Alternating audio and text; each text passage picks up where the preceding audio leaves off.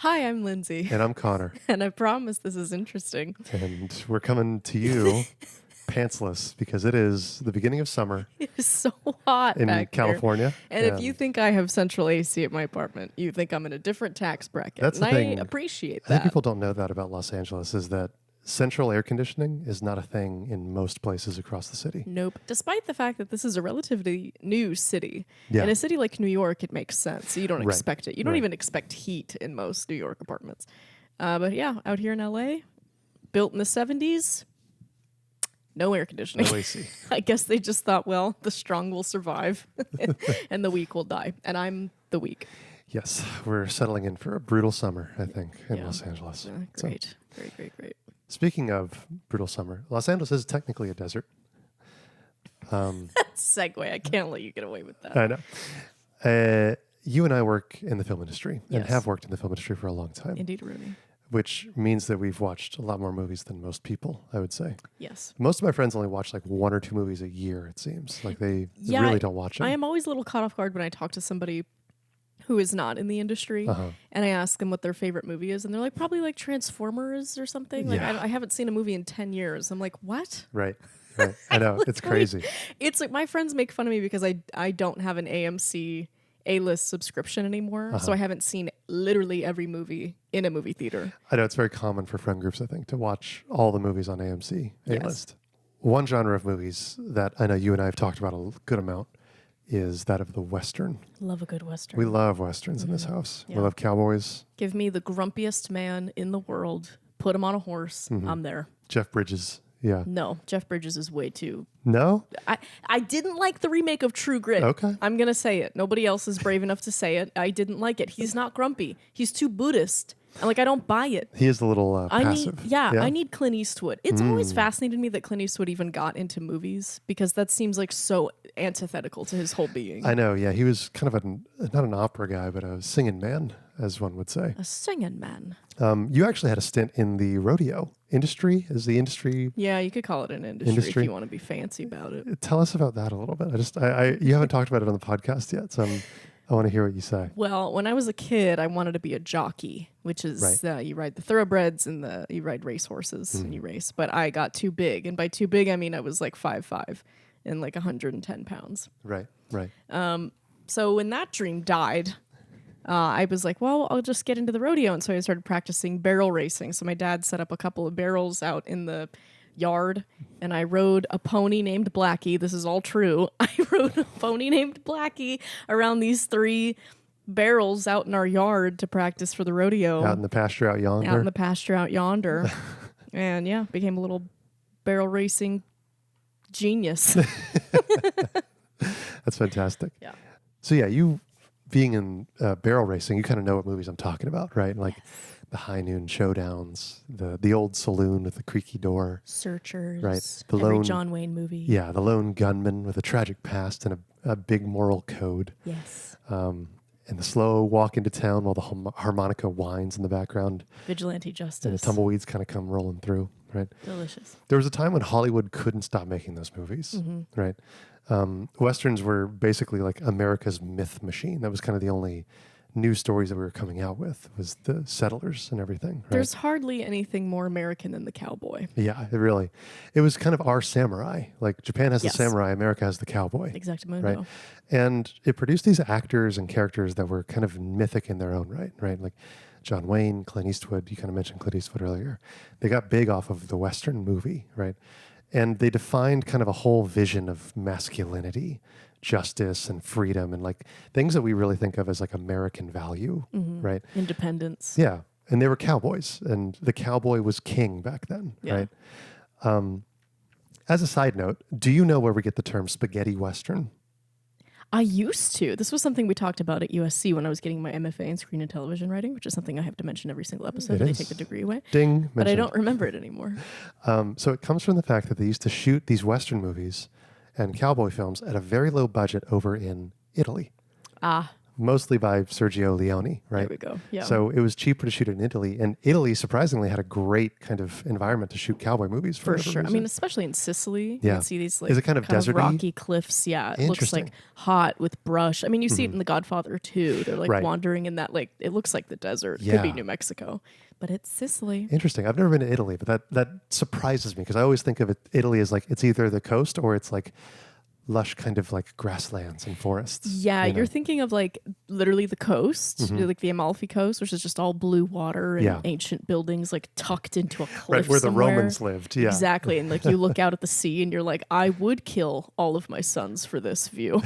Exactly. Or like wine country. But there is like Right, a wine swath country. of Italy where it's hot and rocky. It's desert. Yeah. It's like, Malta. Interesting. So over the years, cowboy movies have sort of vanished.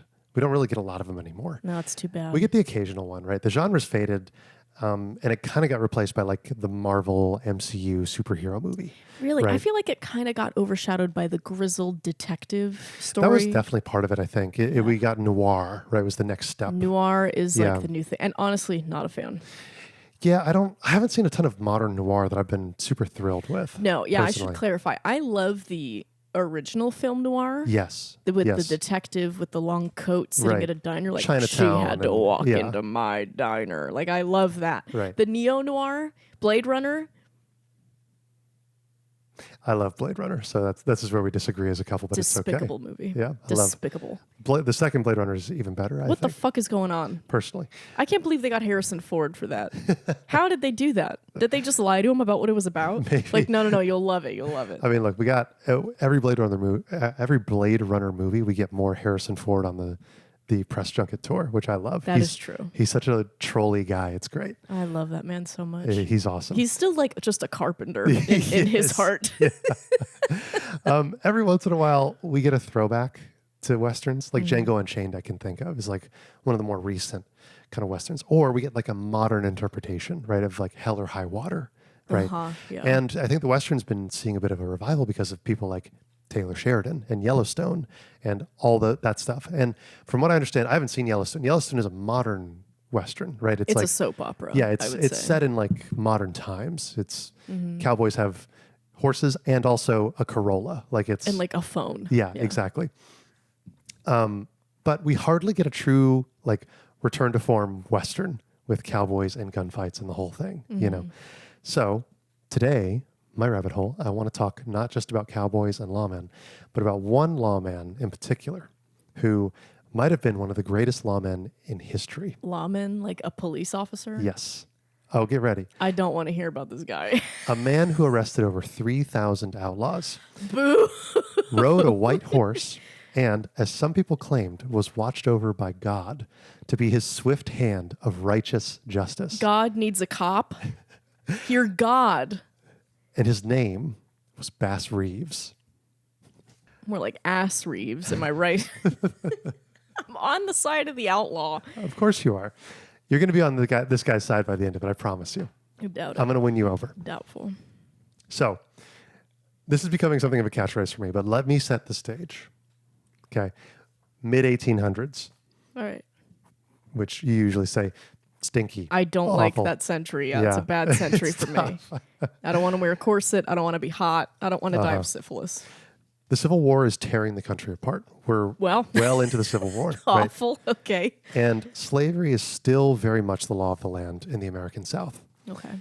And tucked into the frontier border of Arkansas, in a small county called Crawford, a boy named Bass Reeves is born in July of 1838, middle of the summer of Arkansas. We were just talking about not having AC. They definitely didn't have it back then. Bass is not born a free man. He's born into slavery, Ah, okay. owned by an Arkansas legislator named William Steele Reeves. That's where Bass gets his last name, right? Just like in so many other enslaved people at the time, he takes the name of his enslaver. Right. And I think a lot of people tend to forget this about surnames in the U.S. And this is a bit of an aside, but I'm from South Carolina, which, as you know, wasn't on the winning side of the Civil War. That's one gentle way to put it. Yeah. They were actually the first to secede from the Union in the Wow. Civil War. That's something they teach us in schools, and they're very proud of it. We were first. Yeah. We were first to go. But this small detail about Bass's last name kind of reminded me about the whole thing with last names that we have in South Carolina. I think I've mentioned this to you before. So slavery didn't really happen that long ago. No. And to this day, there are a good number of families, both black and white, that have one of the same like 5 or 6 last names that are directly connected to some of the big plantation families that used to exist during the antebellum South in South Carolina. Right. You know, anyway, that's just an aside. Yeah, it's pretty rare that you meet a white person whose last name is Jefferson. Right. Right. Because Thomas Jefferson didn't have that many children. Exactly. What he did have a lot of were slaves. So William Reeves, the legislator, is a slave owner, and like a lot of Southern landowners, he joins the Confederate Army when the Civil War breaks out. And Bass is forced to go with him, which that's like a new kind of horror that I never even really considered during the Civil War. A young black man enslaved, dragged to the war to fight for the very system that holds him in chains. And apparently that wasn't super uncommon. That was like a pretty common occurrence in the Civil War. So he's dragged to fight in the war against the Union. But somewhere during that time, accounts kind of vary exactly on how or when Bass escapes.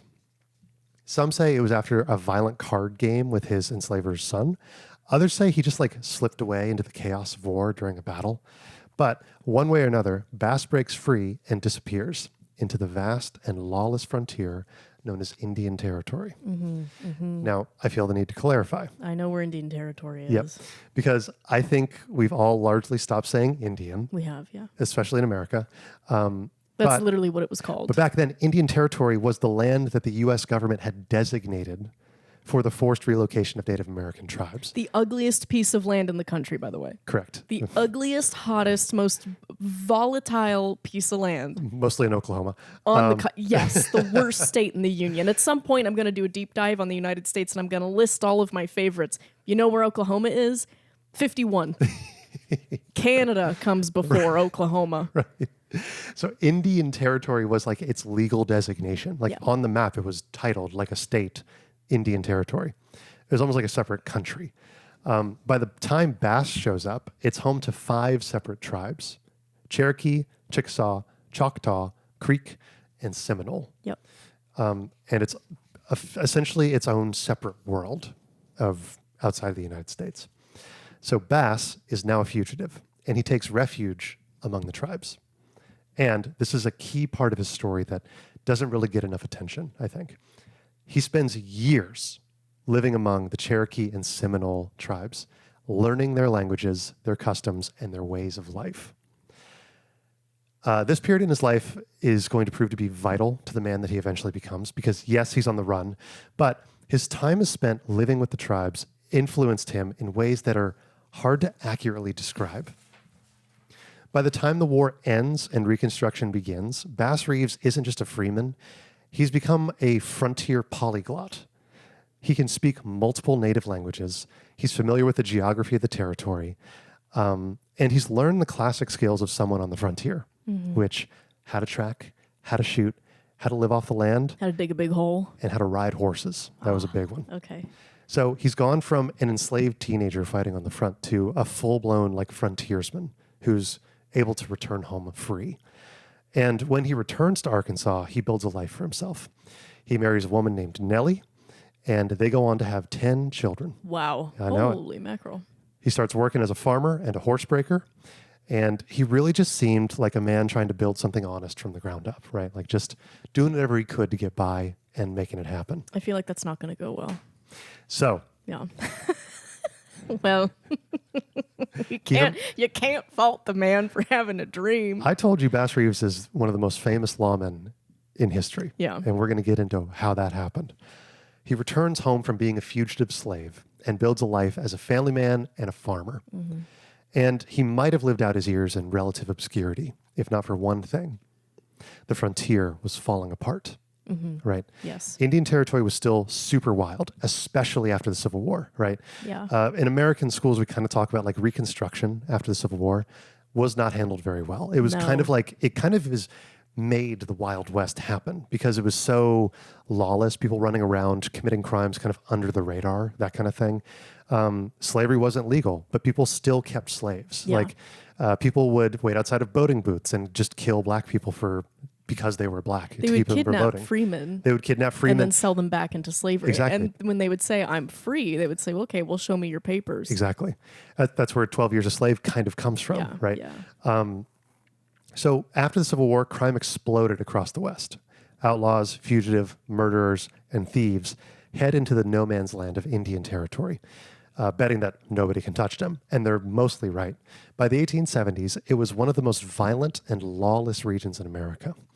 There were no jails, no sheriff's offices, and just bad men hiding in a place where state laws did not apply. And again, Indian Territory did not abide by the laws of America. It was a totally separate thing, right? I'm imagining just a bunch of Ben Fosters Basically, hanging out on horseback. From hell or It's high like, water. well, you can't come through this canyon. Yeah. God, no one plays an evil white guy like Ben Foster. was he also in 310 to Yuma? Was he the Yes, crazy he evil was. guy in that? Yes, he was. Yeah. He was the lieutenant on that one. Oh, he was so good. Boss! Boss! Boss! God, that's a really good impression. Boss! You got a good Ben Foster. Thank you.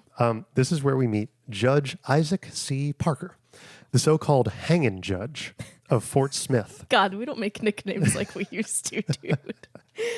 Oh, the hanging judge. The hanging judge. Judge Parker is tasked by Ulysses S. Grant, the now president. I hate that guy. I hate fucking Grant. Okay, what's your beef with Grant other than the fact that you are technically related to Robert E. Lee? Okay, well, don't frame it like that. Don't frame it like my side lost and I carry the torch of Lee in my pocket, okay?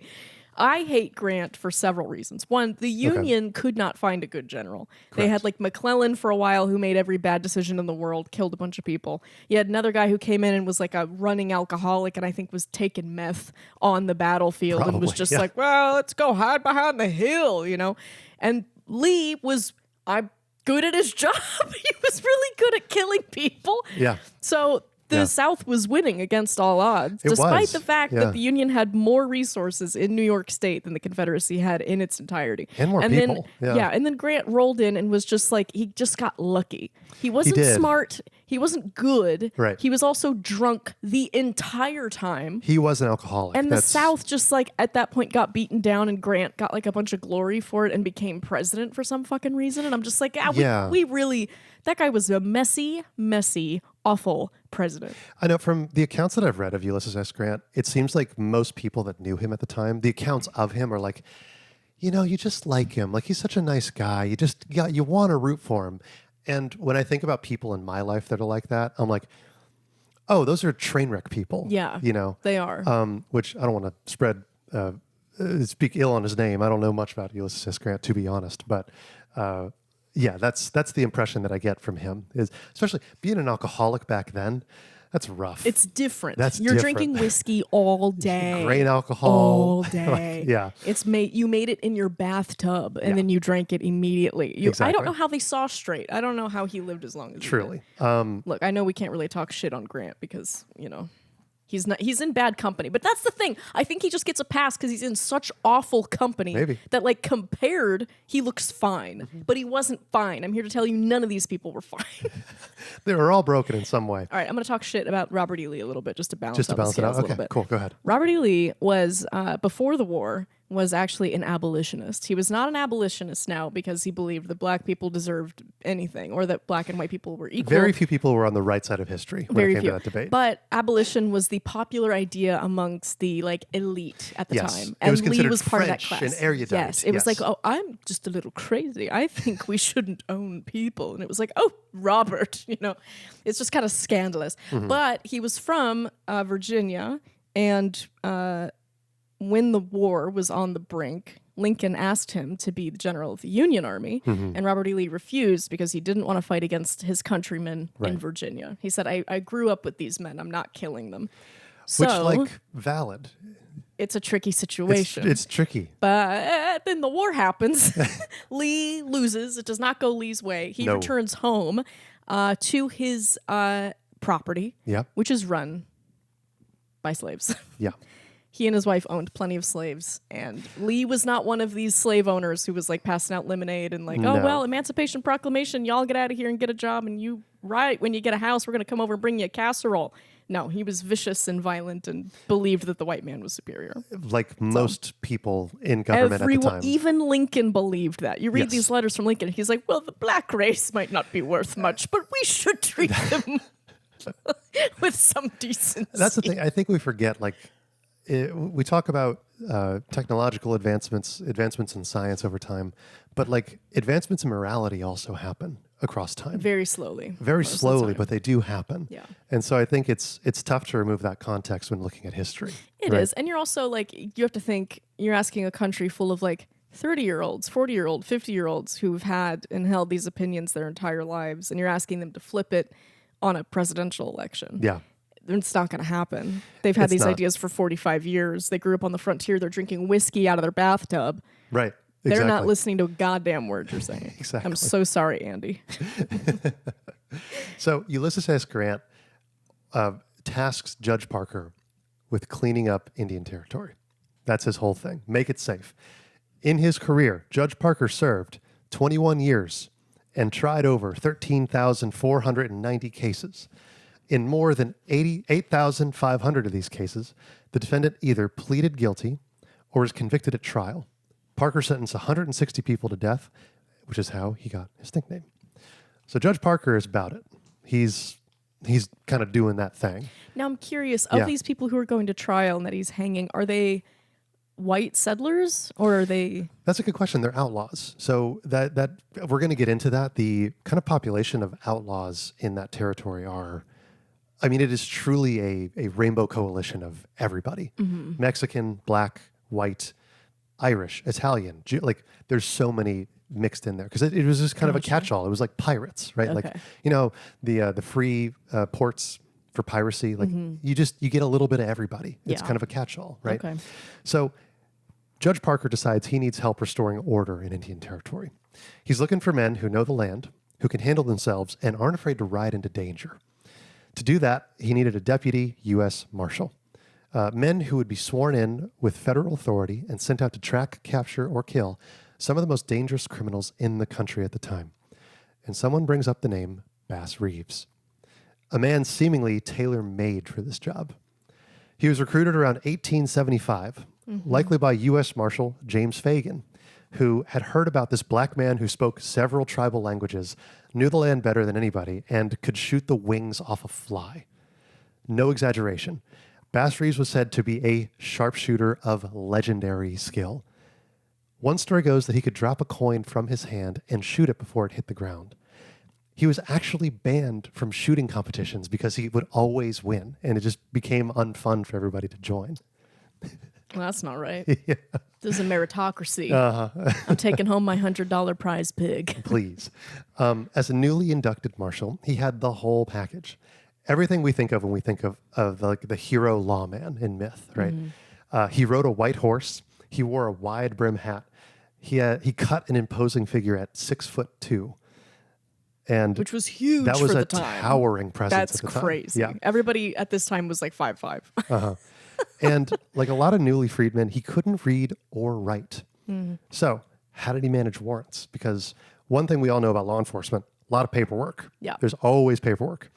He memorized all of his warrants, every single one. He would have some of the other deputies or clerks read the arrest warrants out loud, and he would commit them to memory dozens at a time. Then he'd write out weeks at a stretch and come back with the criminals in shackles. So, over the course of his career, Reeves is credited with over 3,000 felony arrests. Damn. Murderers, horse thieves, bootleggers, con men, everything. Is this song Big Iron based on this man? Maybe. Because it would make sense. Yeah. Big Iron on his head. Maybe. He brought them in, dead or alive, though mostly alive, it should be noted. All right. And it's said that he killed at least 14 men, which is a lot of men. Yeah. Always by his word in self-defense.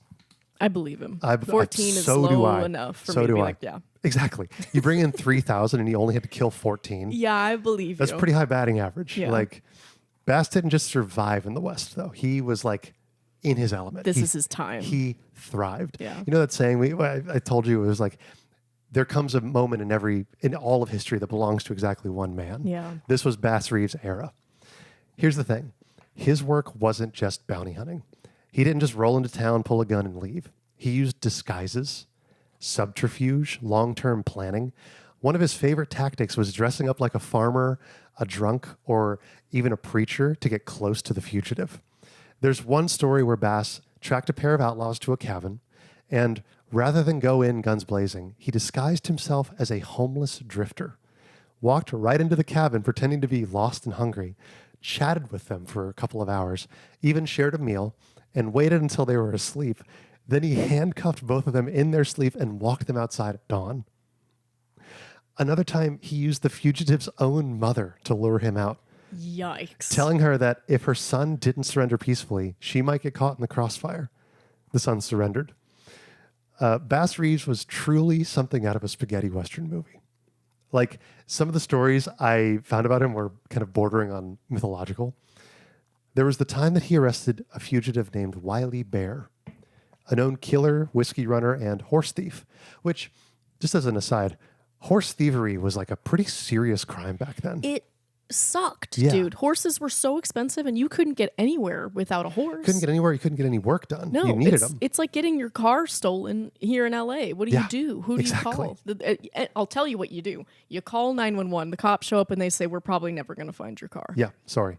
That's the end of that. And then they find it like 6 months later without any tires or an engine. They don't find it. Yeah, Some somebody jogger does. finds it. Yeah. So he arrested Wiley Bear along with his entire gang. So Wiley and his crew had been terrorizing parts of the territory, and most lawmen wouldn't go near them and routinely turned down jobs and warrants because of how dangerous the gang had proven to be. Damn. But Bass took on the job and tracked the whole group across miles of rugged country. Because he Big knew, iron, my he dude. knew the place. Yeah. He knew the place. When he finally made his move, he caught all three, Wiley Bear, John Simmons, and Sam Laisley. No one escaped. No one got shot, and they were arrested. And that was the thing about Bass. He didn't just chase them down. He like dismantled the local criminal networks. He was just all the way through, right? Another story is the time where he arrested the minister who baptized him as a baby. The man who literally welcomed him into the Christian faith. Years earlier, got caught selling illegal whiskey. A lot of lawmen would have looked the other way, right? Made excuses, maybe handed out a warning, just being like, don't do it again. But Bass didn't play like that. Wait, I'm confused. Yeah. What makes whiskey illegal? Why can't I make it here in my house and drink it? You can drink it, you can't sell it Why not? because it's got to be taxed. No, it doesn't. Yeah, it does. I made it. I made it here in my goddamn apartment. And if you drink it, that's perfectly legal. You're allowed to do that. I'm going to sell it. You can't sell it. Why That's- not? That's illegal. Why? You got to pay the tax. No, I don't. You already tax everything that I buy. I have to buy a big bucket. I pay tax on that. My income tax, the property taxed. Everything is already taxed. You don't get to tax me again. God, I hate it here. That's a funny thing. That's used in law school as like the point about taxes is how hard they are to get rid of and why you should be like a little... They're not hard to get rid of. You just get rid of them. Well, they're hard to get rid of because once they're in, the government doesn't want to let them go, right? So the whiskey tax that we currently have in America was introduced and passed, I believe, by Thomas Jefferson. That's how old the whiskey tax in America is. It's pretty crazy. I have found a new passion. Found a new fucking passion project. Distilling whiskey. Getting rid of that. We're getting rid of the Jefferson law. Yeah. You know what else was legal at the time of Jefferson law? Yeah. I'm going to fact check that just to make sure it was actually Thomas Jefferson. I bet you it was. Like, that was crazy. So he arrested his old minister. So it didn't matter if, to him, at least, if you were family or clergy, whatever. Or if Bass even liked you. If you broke the law, he would ride you back in shackles. He also has an insane reputation that ended up being kind of legendary in the area. There's a story I read where he rode up on a mob of people trying to lynch a man, and the man is somebody that he had a warrant out for. He was trying to arrest the man. So in the middle of this lynching, Cut him down. he cut him down before they could kill him, put the man on the back of his horse, and just rode off without saying a word. That is Clint Eastwood as hell. And nobody tried to stop him, Why would you? you know? And again, I want to, it bears pointing out, this man is black in the middle of outlaw territory, Yeah. post-Civil War, during the Reconstruction. Yeah, I mean, he rides up on a lynching and isn't afraid and instead says, you cut that man down. There's a Exactly. bounty on him and I'm taking him in. Exactly. I'm getting out of there. Yeah. That's the thing. It's not like the Civil War ended and everybody was happy and kind. No. You know, the KKK comes out of the Civil Abraham War. Lincoln got assassinated. Yeah, That's exactly. how well that victory went over. So this is kind of where like the morality of Bass Reeves comes in, right? As a lawman, Bass Reeves had a personal code that he followed. It's a job that requires a strong sense of justice. And unlike most men of that era, especially in law enforcement, he didn't bend the code for anyone. And you know that there were people kind of bending the rules for their own friends or, you know, abusing their kind of rule of power, right? In one of the most famous episodes of his life, Bass's son, Benjamin Benny Reeves, one of his 10, Benny, I love that name. Benny Reeves, what yeah. a name. he was charged with the murder of his wife, His son? his son. I take back what I just said. Many expected Bass to look the other way because it's his son, right? Or at least refuse to take on the warrant. Instead, he volunteered for it. Wait, okay, is there any information on why his son killed his wife? Not that I could find. So he tracked Benny down himself, brought him in, and watched as he was convicted and sentenced to life in prison. God. Now, dude. it's important to point out, Benny would later be pardoned, but still, imagine that level of commitment, being his dad, taking him in. Yeah. You know, that was Bass Reeves in a nutshell. Well, if he didn't pull it for the minister, Exactly. I don't think he was pulling it for Benny. Exactly. Law above all. That was his thing.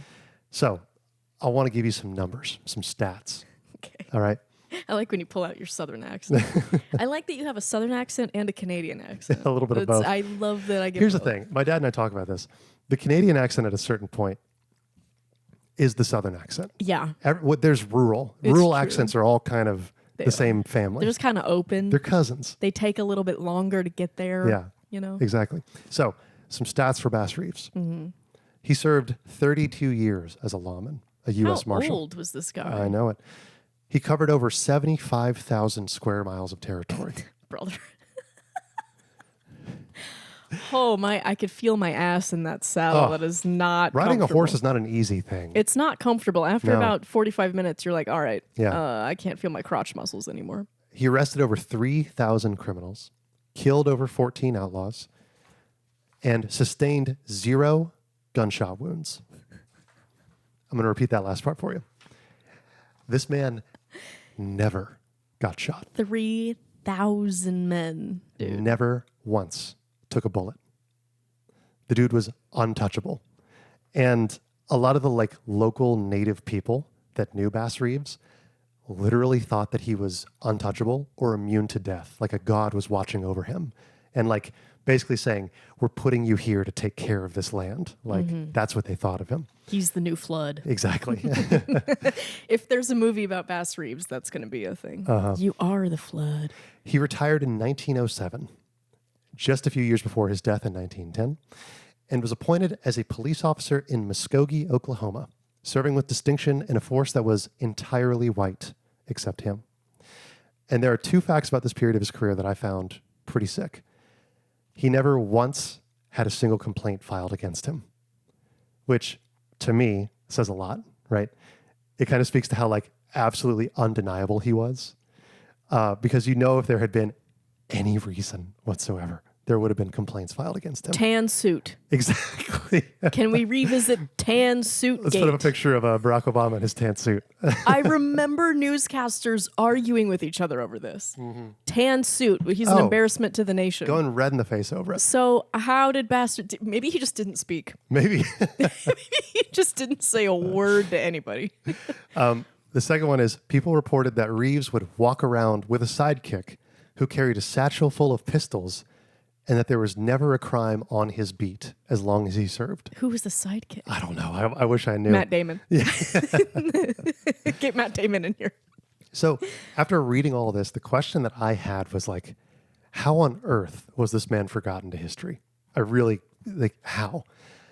For someone with his accomplishments, thousands of arrests, a reputation for incredible fairness and kind of tactical brilliance, Bass Reeves should have been a household name. We should have gotten at least one spaghetti Western movie about him, right? You'd think. But like a lot of local heroes that happen to be black, it's been kind of forgotten to history. He was barely mentioned in Western histories for much of the 20th century. His name wasn't taught in schools, and you couldn't really find him in like the dime novels that were coming out at the time. And I think it's because he didn't really fit the mold of like the Western settler at the time. There were reports of some newspapers at the time not publishing stories about him because he was black in a post-Civil War America. So the Wild West that most Americans grew up thinking about, the one that we kind of see in John Wayne movies and Pulp Fiction, was whitewashed generally. It was cowboys and sheriffs and outlaws and Indians. And the real West was much more diverse than that. This kind of blew me away. 25% of cowboys were black. Many were Mexican and Native Americans. Yeah. And they were foundational to the frontier's kind of social fabric at the time. But we don't talk about that. That's like something that never gets talked about in American history, you know. But those stories didn't fit the narrative that were kind of being sold at the time, which was westward expansion, right? Go settle. Yeah, I mean, at the time, you're trying to sell westward expansion. If you see a black cowboy on a dime magazine or on a billboard saying, come buy your homes here, most of the country at the time is going to go, no, that's not where I want to go. Right. Well, in the same way that like freed slaves in South Carolina became farmers because they knew the land and they knew how to farm it. Right. Right. Yeah. It would make sense that freed slaves in the West, or what became the West, would work the land. They'd stay out there because they knew the land, right? So of course they became cowboys. That was like their job when they were enslaved. So that's kind of why his legacy, I think, kind of sat in the dark until recently. But in the last 2 decades, Bass Reeves has been starting to get his flowers. Writers, historians, and filmmakers have begun to pull him back into the light. Which filmmaker? Here's some highlights. A book called Black Gun, Silver Star by Art T. Burton. And he is one of the key historians that popularized Reeves' story. In TV and film, we have HBO's Watchmen, the television show. Okay, yeah, I've heard of this. The first episode, I remember this, it opens with a fictionalized silent film about Bass Reeves. There's a show right now on Paramount called Lawmen, Bass Reeves, which stars David Oyelowo. I think I'm pronouncing that right. Yeah. Produced by Taylor Sheridan of Yellowstone fame. And Bass Reeves has also appeared in Timeless, Hell on the Border, and has inspired characters in shows like Justified and Django Unchained. I actually found out about him from a YouTuber that I watched named Noodle.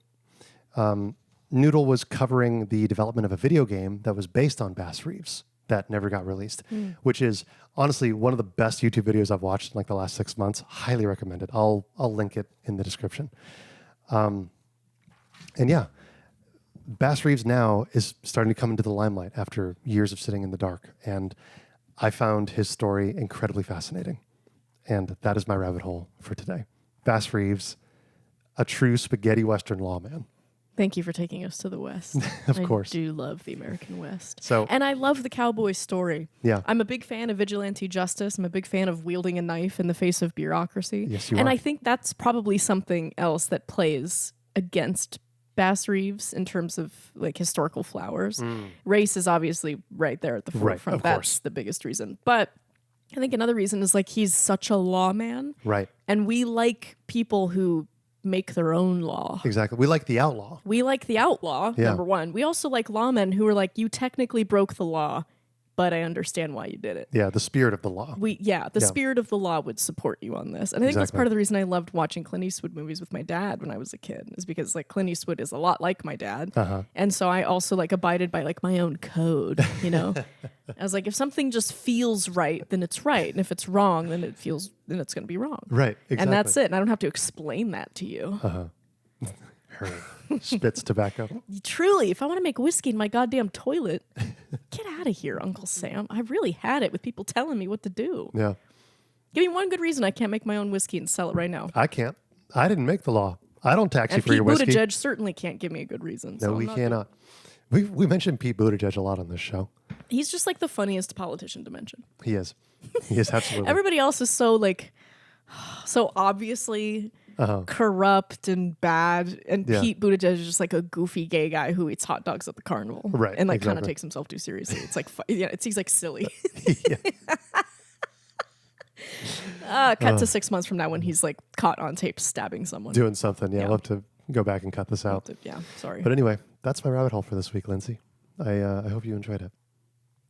I'm Lindsey.